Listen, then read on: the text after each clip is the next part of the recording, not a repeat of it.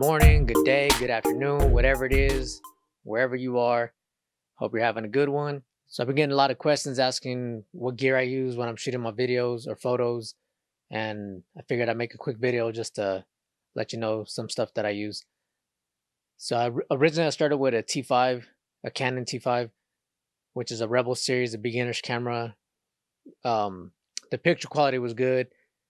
The video was okay, but it wasn't really for that. So as needed, you got to move up. So then I bought the Canon 6D, the original one. And that's what I'm filming on right now. So the video's good as well. But again, once I got into video, I needed 60 frames. Unfortunately, the 6D doesn't have 60 frames. So I started shopping around. And originally, I wanted to stick with Canon. And I was really after the Canon 1DX Mark II. But if you Google the price on that, ridiculous. And at that time is when this beast came out. The Sony A7 III pretty much had everything I wanted for a lot less money. So I had to make the choice to switch to Sony. And I had Canon lenses, so I started with an adapter, which worked great for photo, but I wasn't able to get the autofocus that the Sony A7 III gives you with video. So yes, when you switch to Sony, you will be using autofocus in video. I was originally against autofocus in video until I got a Sony, and it was one of the best choices I could have made. Now, the Sony lens is outrageously priced as well, so I was able to actually work with the Tamron 28 to 75 prior to buying it, and during that one shoot, it was enough to convince me to get it, and I've been using it ever since. This right here is a great setup for video and photo. I mean, that's all I use right now. I mean, besides the gimbal. Anybody wondering? I went with the Ronin S. They have a cheaper version of it as well now. I think it's the Ronin SC, which if you're not planning to do anything but put a camera on it, I would go with the cheaper one. But I figured why not get the big boy first, since I was planning to do a lot more work with it. So I do use a light, but honestly, when I'm shooting any kind of event, I rarely ever use it because I feel like it takes away from the lighting that's already there.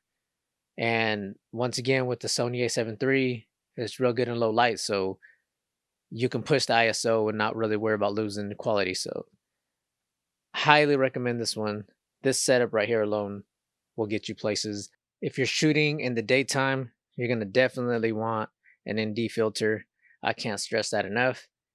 I like to shoot my videos, f2.8, f3.5. I just like to get that shallow depth of field, gives you that cinematic look. But you can't do that in the daytime without blowing out your skies. And I don't know why it just bugs the crap out of me to see blown out skies when especially if there's clouds and it looks good. Like, don't ruin the scenery because you don't want to use an ND filter or you don't know about it. There's a saying, I don't know who made it up. I know I came across it and it just stuck in my head. Learn the rules like a pro so you can break them as an artist.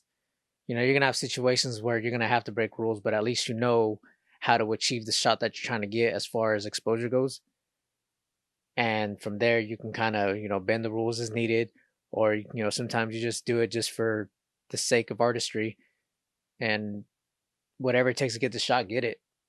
I don't know everything, but if you have a question and I don't have the answer, believe I'll be out there looking for it.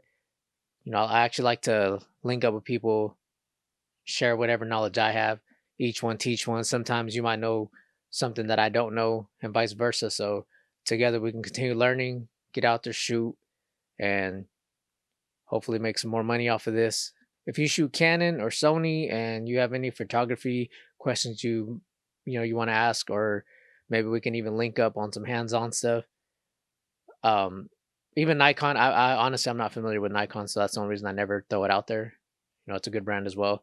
But for this camera and the Canon, I have triggers, so if you're trying to learn any off-camera flash, we can work on that as well. And I got to give a shout out to my boy Stenogram.